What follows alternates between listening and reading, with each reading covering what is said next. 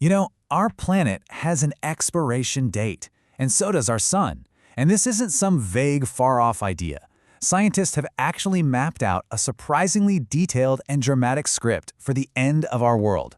So let's take a little trip billions of years into that deep, deep future. Okay, so we all know the sun isn't going to be around forever. That's a given. But the really interesting question, the one we're diving into, is what happens to Earth along the way? What does the science actually tell us about the play-by-play that leads to our world's final chapter? All right, so this is our roadmap for this whole journey. We're going to start with today, obviously. Then we'll watch as life starts to disappear. We'll see what happens when the Earth has its final showdown with the sun, and we'll stick around for the sun's own grand finale. Now, you might think the end starts with some huge explosion, but nope. It's much quieter, and it's all about our own planet slowly, well, cooking. It all begins with our atmosphere and our biosphere starting to unravel. So here's the culprit, the quiet ticking clock behind everything. The sun is getting brighter, steadily. We're talking about 1% every 110 million years. Now that sounds like nothing, right? But over cosmic timescales, that tiny change is what drives every single thing that's about to happen. Okay, let's fast forward. We're jumping 600 million years into the future. And this is where we hit our first really big, critical milestone. Earth's climate system is about to hit a breaking point. And the reason is kind of ironic, actually.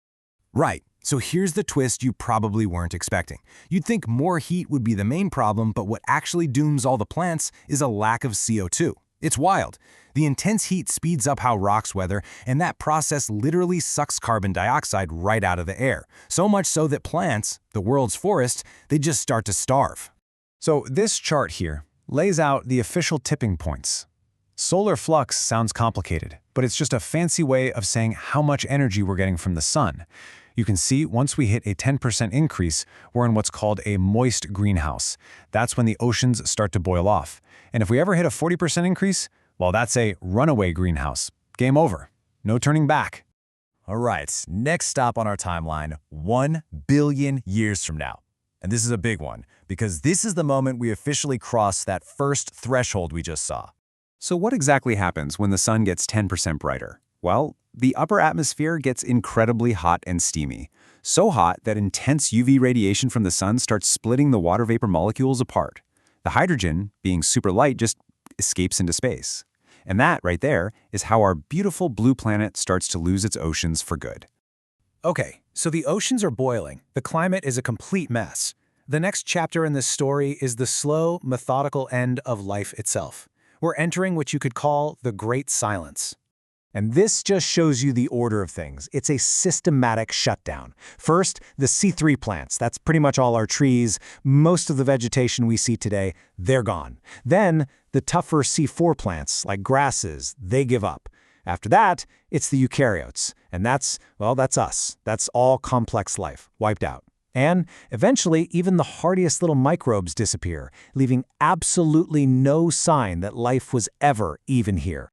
You know, something you might not think about is that water is basically the lubricant for our planet's entire geological system. Without the oceans, the continental plates, they just seize up. They grind to a halt. Earthquakes, volcanoes, the slow rise of mountains, the very heartbeat of the planet, it just stops. And if you thought it couldn't get any worse, here's the final nail in the coffin for planet Earth.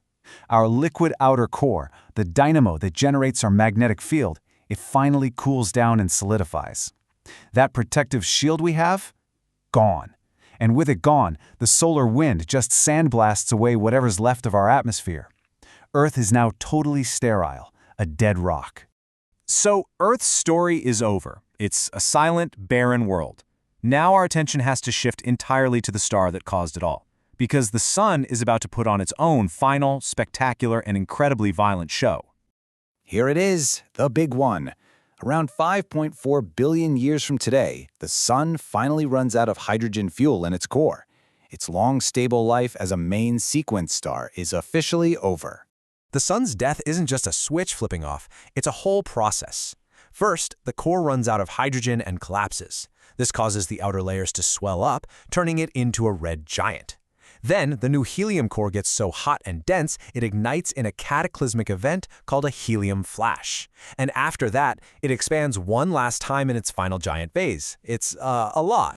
And look, the sheer scale of this transformation is just mind-boggling. The sun is going to swell up to be over 250 times bigger than it is right now, and it'll be shining almost 3,000 times brighter. It won't even look like our sun anymore. It's going to be a completely different, monstrous star.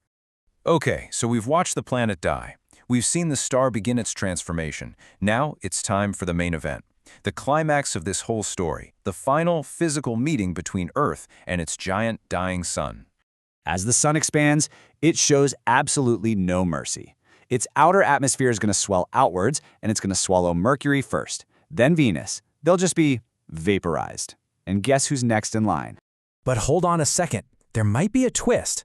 As the sun puffs up, it's also losing a ton of mass. And less mass means a weaker gravitational pull, right?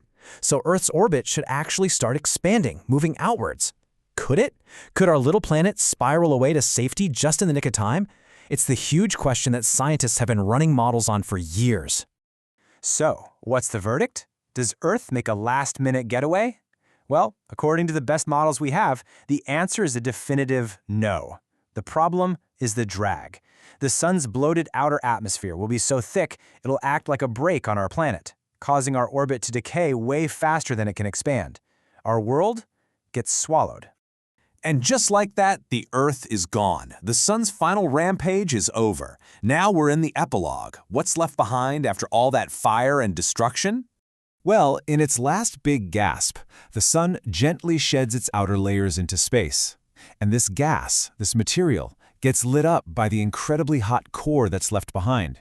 It creates this vast, glowing, beautiful shell of gas, a planetary nebula.